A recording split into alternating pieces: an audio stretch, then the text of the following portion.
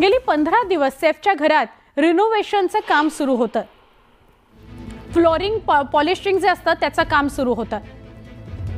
3 व्यक्ती हे काम करत होते।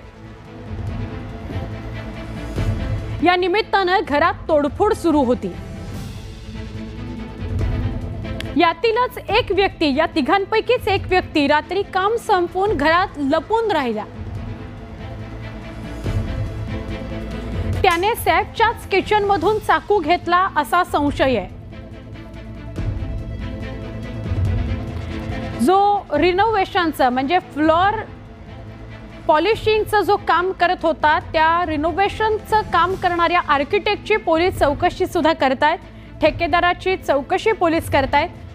कामावर येणाऱ्या 3 पैकी 2 व्यक्तींची पोलिसांनी कसून चौकशी केलेली आहे आणि 3ऱ्या व्यक्तीची चौकशी अजूनही सुरू आहे।